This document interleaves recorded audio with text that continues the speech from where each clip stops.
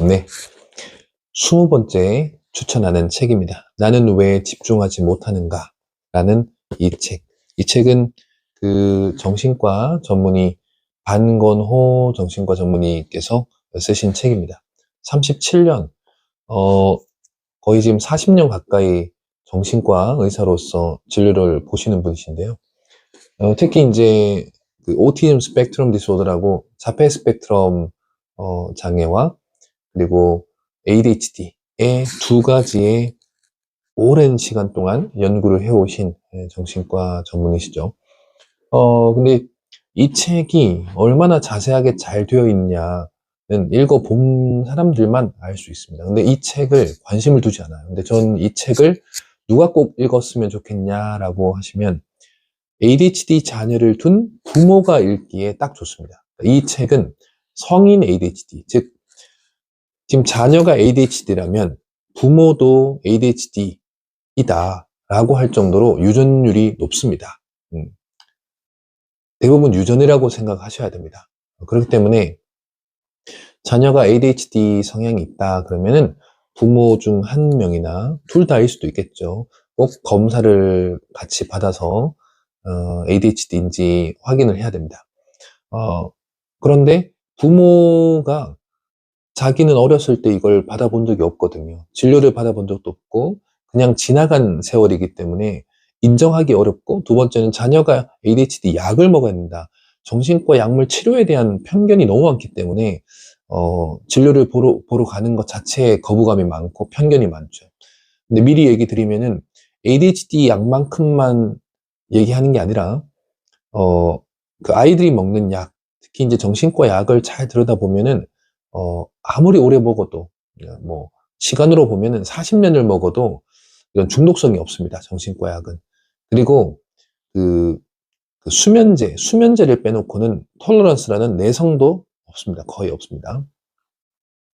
어떻게 먹냐의 문제인데 의사들이 처방하는 것만 하면은 복약 순응도, 즉 복약한 것만 하면 되는데 과하게 3일, 4일치 자기가 모르고 막 먹고 뭐 이러면은 문제가 되겠지만 문제가 있을 수가 없습니다. 네, 우리나라의 식약처에서 이 약물에 대한 이 보수성 엄청나게 안전하게 해놨기 때문에 우리나라는 그렇게 문제가 있을 수가 없습니다. 그리고 세 번째는 이게 얼마나 안전하냐의 정도가 있는데 A부터 E까지 안전도 검사를 봤을 때 감기약이 C등급인데 정신과 약들이 C등급입니다. 그러니까 의사들은 안전하게 처방하기 때문에 제발 편견을 갖지 않았으면 좋겠고요. 그리고 부모들부터 이런 편견을 없애야지 아이들이 치료받을 수 있는 기회를 놓치지 않도록. 부모의 잘못된 편견 때문에 아이들이 치료받을 수 있는 기간을 잃어버리게 되는, 그게 가장 큰 문제거든요. 그리고 이 책에 대해서 소개를 한 번만 하는 게 아니라 여러 번 할 것 같긴 하는데, 정신과 의사분들의 그 단점이 뭐냐 하면은 길게 환자들한테 설명을 할 길이 없어요. 설명해 줄 수 있는 시간이 없는 거죠. 너무 많은 환자를 보기 때문에. 계속해서 설명을 좀 많이 해주는 그런 분위기가, 정신과 의사들이 직접 설명하는 시간이 좀 많으면 얼마나 좋을까라는 생각을 해봅니다. 우선은 이 책의 첫 번째 설명을 좀 하자면, 이 ADHD 약이 얼마나 필요한데도 우리가 이 약을 받기 위해서 얼마나 어려운 시기를 거쳤냐. 즉, 처방이 안 됐기 때문에 분명히 치료받아야 되는 사람들도 치료를 못 받았었던 암울한 시기가 있었다는 걸 꼭 알아야지, 이게 되게 귀한 약이구나. ADHD 약이 얼마나 소중한 약이구나는 걸 좀 알 수 있습니다. 근데 이 책에는 이런 ADHD를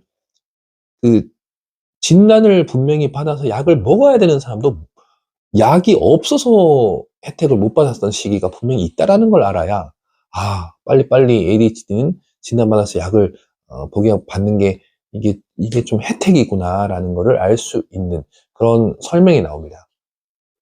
우리나라는 언제 이 ADHD 약을 받을 수 있었냐? 1989년도에 그나마 식약처에서 이게 허가가 난 겁니다. 즉 89년도 이전에 아무리 ADHD라고 증상이 나타났어도 처방하기 어려웠습니다. 심지어 이 방건호 정신과 의사분 이 사례로 봤을 때는 분명히, 물론 그 당시에는 기면증이 심해서 이제 왔지만 보니까 ADHD 증상인 거죠. 그래서 기면증도 치료를 하고 또 ADHD 치료를 하기 위해서 약을 주고 싶은데 이 메틸페니데이트 이 약을 그 당시에는 미국 군인, 미군의 그 의사만 처방을 하고 있다라는 걸 알게 되어서 분명히 이걸 처방을 하고 싶은데 미군의 의사 입장에서는 한국의 민간인들한테는 처방을 해줄 수가 없는 거예요. 그래서 이 방근호 의사분께서는 어떻게 했냐. 기면증이 분명히 있다. 기면증을 치료하기 위해서라도 이걸 처방을 좀 해달라라고 기면증을 증거 자료로 내서 그 메틸페니데이트 이 약을 처방받았던 사례까지 이야기하고 있습니다. 그만큼 어려웠다가 이렇게 89년도에 ADHD 약으로 쓰이는 메틸페니데이트 이거를 페니데이트를 페니드라는 말로 용어로 이렇게 약이 그 당시엔 나왔었는데 이게 이제 수면 발작 즉 기면병과 ADHD 이 두 개의 효과가 있는 약으로 이제 처음 허가가 되었죠. 그리고 나서 아주 오랜 시간 13년이 23년이 지나서 그때 이제 뭐가 됐냐면은 만 18세 이전에 ADHD 진단받은 자에 한해서도 이제 성인들한테도 약물 치료가 혜택이 됐어요. 그전에는 이게 아동약으로 아예 거기 처방할 때의 기본 전제 조건이 아동 ADHD 약이었어요. 그러니까 분명히 아동 때 치료를 못 받았기 때문에 성인의 ADHD가 드러나는 건데 이게 착각에 의해서 그러니까 성인 ADHD에 대한 개념이 없어가지고 성인들은 혜택을 못 받았어요. 보험 혜택을 못 받아서 2013년도 에야 그제서야 그것도 18세 이전에 ADHD 처방 받은 사람들에 한해서 성인들도 약물 치료에 대한 그 보험 혜택이 적용되는 거죠. 이것도 너무가 어이없었던 일인데 그나마 3년 후에 요 3년 동안 아니 나는 분명히 그때 모르고 못 받았다. 우리 부모님 때문에 못 받았다. 여러 가지 이유가 있던 거죠. 그래서 이건 아니다라고 이거는 수정돼야 되고 변경돼야 되는 사항이다라고 의사분들께서 계속 건의를 해가지고 2016년도에 이 성인이 그 아동 때하고 상관없이 그냥 단일하게 성인 혼자서 ADHD 진단을 그냥 바로 받을 수 있는 그런 혜택을 받을 수 있죠. 근데 여기서도 또 문제가 하나 있습니다. 이게 뭐냐 하면은 이 ADHD 약이 중추신경계 자극약이 있고 비중추신경 자극약이 있어요. 그런데 그 두 개를 동시에 효과를 보고, 이거 써보니까 중추신경계에 말이 효과가 별로 없네. 비중추신경계 써봐야지. 이렇게 서로 효과가 없어서 동시에 써보는 거를 못 했었어요. 하나만 썼어야 됐는데. 그런 것들이 2019년도 12월 달에 이제 이때부터는 ADHD에 이 두 개를 동시에 그냥 어떤 거 효과가 있는지 계속해서 처방을 편안하게 할 수 있는 그런 ADHD 약이 어떻게 허가가 되었는지 이런 역사적인 흐름이 있습니다. 자, 이 흐름을 잠깐만 보더라도 잘 보시면 이 약을 받기 위해서 식약처에서 허가됐던 이 시간상에 이 시간 이전의 부모들조차도 약을 처방받았어야 되는데도 이게 제도가 없어서 못 받았었고 심지어 제대로 받았어야 되는데 제대로 받지 못했었던 그런 시기가 있었단 말이죠. 그러니까 이거는 아는 자만이 또 이 시대를 타고난 자만이 좀 제대로 혜택 받을 수 있는 그런 약이지 않을까라는 생각까지도 해봅니다. 그렇기 때문에 자녀들이나 아니면 부모로서 ADHD 이런 증상이 있거나 모습이 있으면은 빠르게 병원 가서 진단을 받는 게 지혜로운 거 아니냐라는 생각을 합니다. 네, ADHD 그 진단 기준에 대해서 설명해 보도록 하겠습니다. 94년도에 DSM-4가 확실하게 ADHD에 대한 진단을 규정을 했는데요. 총 3가지입니다. 첫 번째는 과잉 행동하고 충동성 이 두 개가 있는 유형하고 두 번째는 우리가 알고 있는 조용한 ADHD, 그러니까 충동성 과잉 행동이 없어요. 겉으로 봐도 좀 괜찮은데? 라고 하지만 집중을 하지 못하고 주의력이 떨어지는 유형이 있죠. 특히 여자아이들, 여학생들, 여성들은 주의력 결핍만 있다 보니까 과잉 행동이 없고 충동성이 없어서 ADHD가 아니라고 착각하는 경우가 있습니다. 그런 두 번째 주의력 결핍이 있죠. 이게 AD, Attention Deficit, AD에 해당되고, 위에 있는 과잉 행동 충동성이 HD, Hyperactivity Disorder라는 과잉 행동 쪽인데, 이 두 개가 다 있는 ADHD 전체가 다 있는 복합형. 이 복합형이 제일 많습니다. 제일 많고 2번 조용한 ADHD는 적습니다. 네. 그리고 과잉행동 충동성만 있는 사람도 있죠. 그러다 보니까 이게 남녀 비율로 봤을 때 아동일 때는 남자아이들이 3, 4, 5명일 때 여학생은 1명 정도밖에 안 됩니다. 아동이. 그러다가 성인 남녀의 ADHD 비율은 1대1로 갑자기 확실하게 1대1 비율이 돼버립니다. 왜 그럴까요? 왜 이렇게 되냐면은 여성은 오히려 늘어나고 남성은 줄어듭니다. 이게 뭐냐면은 남성의 그 1번에 해당되는 이 과잉 행동과 충동 유형이 갑자기 성인이 되면서 줄어듭니다. 그리고 여성들은 어렸을 때 진단을 거의 안 받습니다. 왜냐하면 과잉 행동 이 충동성이 없으니까 병원에 가지 않는 거예요. 그러다가 성인이 되어서 계속 주의력 결핍이 있다 보니까 조용한 ADHD에 대한 진단이 늘어나는 거죠. 그래서 여성은 성인이 돼서 늘어나고 남성은 과잉 행동 충동성이 떨어지면서 1대1 비율이 맞춰지는 겁니다. 우선 진단 기준을 이제 설명을 해야 되는데요. 상당히 보기는 어렵지만 기본적으로는 그 원인들, 이런 하나하나의 항목들이 생기는 거는 우선은 이제 주의력 결핍이 9개의 그 문항이 있고 과잉 행동이 6개가 있고 충동성이 3개가 있습니다. 그래서 전체는 주의력 결핍 9개 항목과 과잉 행동 6개, 충동성 3개, 이렇게 해서 총 AD에 해당되는 검사가 9개가 있고, 그 과잉 행동 충동성 총 9개, 이렇게 해서 18개의 그 진단 기준에 해당되는 것을 보고 있습니다. 자, 근데 이거는 왜 이렇게 항목들이 만들어졌냐? 그 근본적인 그 원인을 들여다보면은 바로 이제 전두엽, 일반 아동들의 발달, 항상 발달 단계가 있거든요. 또래가 요 정도 발달할 때는 다 같이 발달하거든요. 그런데 ADHD가 오는 이유, ADHD가 있는 이유는 바로 이 전두엽의 발달이 또래보다는 조금 느리다라는 게 핵심입니다. 전두엽이 하는 기능이 뭐냐 하면은 실행하고 계획을 세우고 거기에 맞는 어떤 동기부여를 갖고 하는 것들이, 또 조절 능력, 반응하는 거, 이런 것들이 이제 전두엽이 하는데, 이 전두엽의 기능이 일반 아이들보다 좀 느린 거예요, 발달이. 그리고 이 전두엽에서 핵심 호르몬이 있습니다. 2가지. 그게 바로 뭐냐면 도파민, 그리고 노르에피네프린.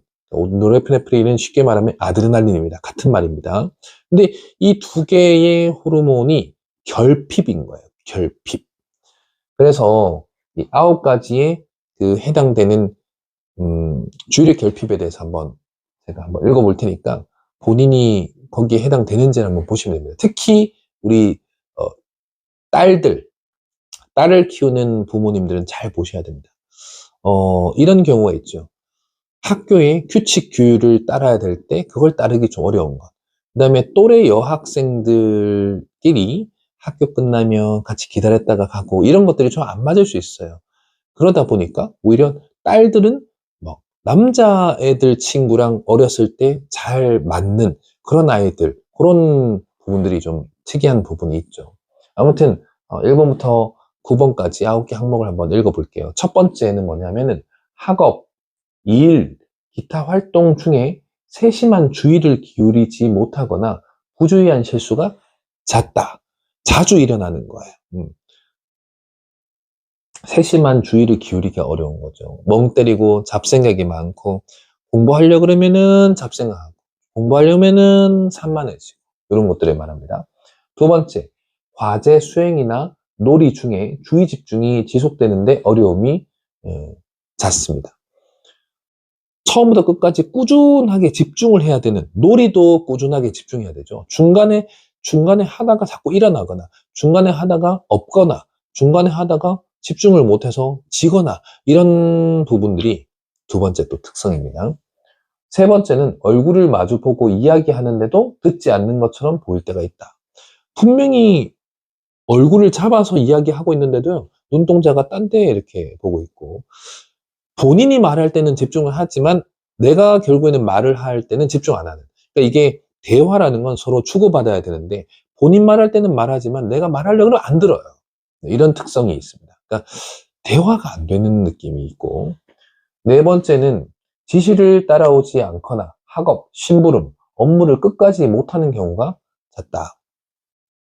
요거는 다 정리해놔. 절대 잘 정리가 안 됩니다. 방이 집에 가면 막 어질러져 있잖아요. 요거 다 정리해야 돼. 정리 절대 잘 안 됩니다. 네. 끝까지 뭔가 행동을 해야 되는 것이 되게 어려운 그런 부분이죠. 그 다음 다섯 번째, 과제나 활동을 조직적으로 하는 것이 곤란할 때가 잦다. 과제는 어떤 그 순서가 있고 논리가 있잖아요. 요거부터 하고 요거부터 하고, 뭐 영어면 영어부터 하고 수학을 해야 되는데, 영어 하다가 갑자기 수학하려고 그러고, 수학하다가 갑자기 또 사회 하려고 그러고, 이렇게 갑자기 주의력이 건너뛰는 거예요. 네, 이런 것들이 문제가 있죠. 그 다음 여섯 번째, 지속적으로 정신을 쏟아야 하는 일을 피하거나 싫어하거나 거부하는 게 잦다. 이 꾸준하게 뭔가를 하는 게 되게 어렵습니다. 네. 수업 중에 1시간 정도의 이 집중력이 거의 5분 간격? 10분도 못 돼서 주의력이 흐트러지고, 딴 데 쳐다보고, 딴 생각하고 하는 거죠. 그 다음 일곱 번째, 과제나 활동에 필요한 것을 자주 잃어버린다. 네. 물건을 잃어버리는 거예요. 가지고 왔는데 잃어버려요. 집에서 보면은 안경 같은 거 수시때때로 두고 갑니다. 그러면 엄마가 이거 가져가야지 라고 하는 말들을 계속 반복해서 하는 거죠. 이거 가져가야지, 이거 왜 여기 뒀어? 본인은 잃어버린지 몰라요. 네. 우산 같은 거 항상 잃어버리고 오고 기부하고 오고 막 그런 거죠. 그 다음 여덟 번째, 외부 자극에 의해 쉽게 주의가 산만해진다.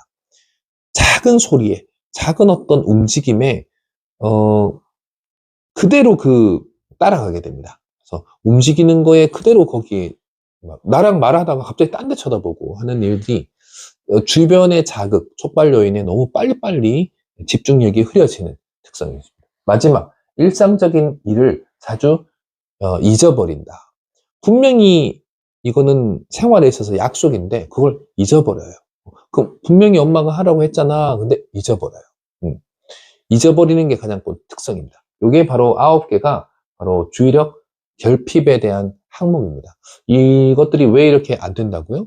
바로 도파민과 노르에프네프린의 결핍에 의해서 전두엽에서 해야 되는 기본적인 실행이나 아니면 계획이나 아니면 우선순위에 맞게끔 한다든가, 아니면 어떤 반응에 대한 조절을 한다든가, 기억이 오랫동안 가지 못한다든가 하는 것들이 또래에 비해서 발달이 늦기 때문에 오는 것들입니다.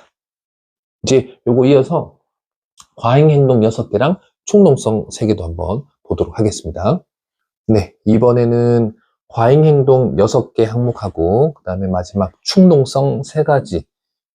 이거는 이제 겉으로 드러나는 행동이나 언어와 관련된 운동 영역에 대한 부분이기 때문에 뚜렷하게 우리가 확인할 수 있는 또 장점이 있죠. 첫 번째, 손발을 가만두지 않거나 자리에서 꼬물락거린다.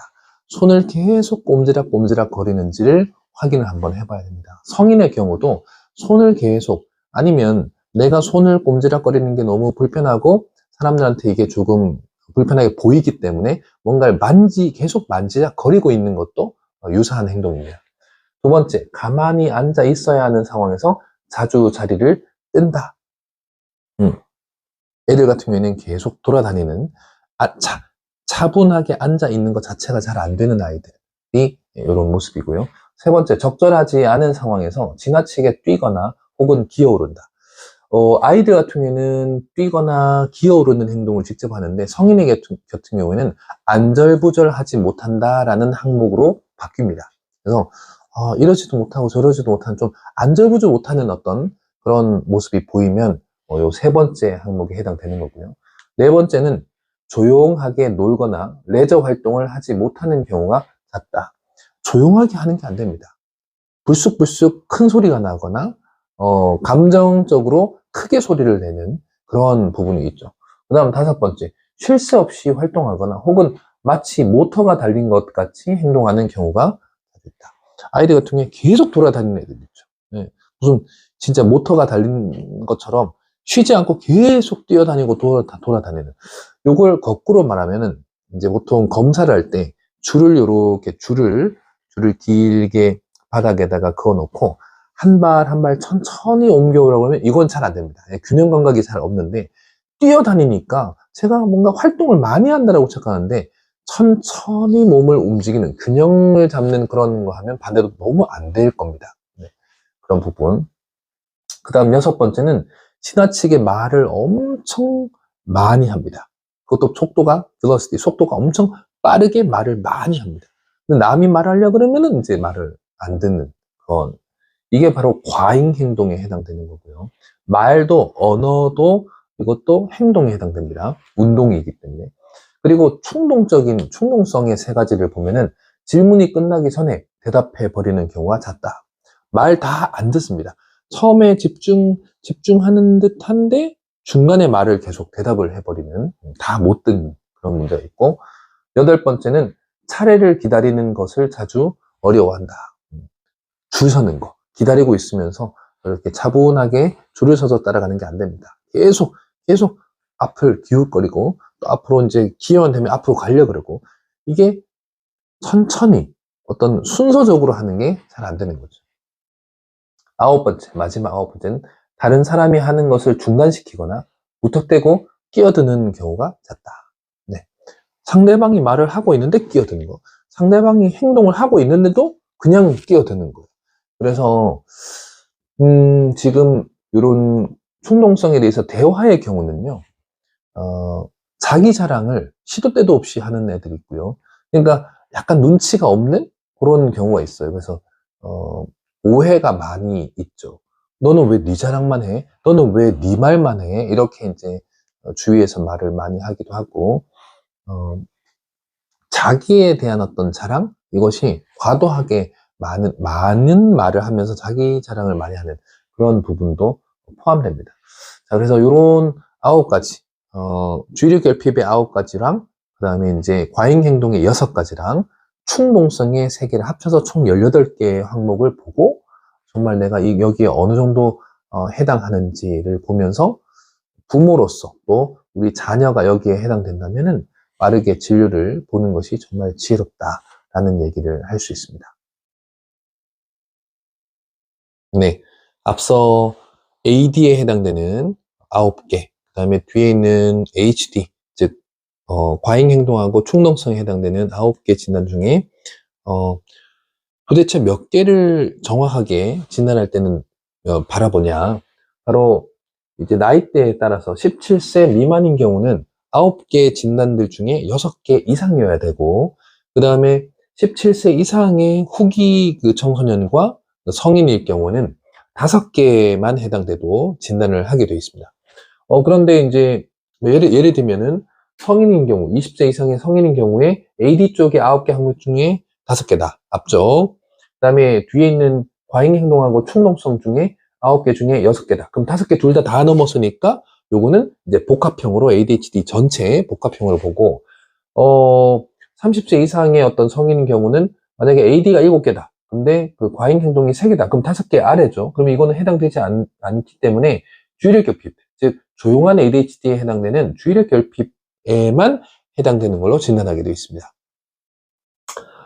그리고 이것만 해당된다고 그냥 바로 진단하는 게 아니고, 12세 이전에 초등학교 그 6년 정도에서 분명히 이 해당되는 진단 기준에 쭉 읽어봤을 때 해당되는 게 3개 이상은 분명히 명확한 증거가 있어야만 성인 ADHD도 진단할 수 있다. 라는 부분이 중요한 기준이기도 합니다.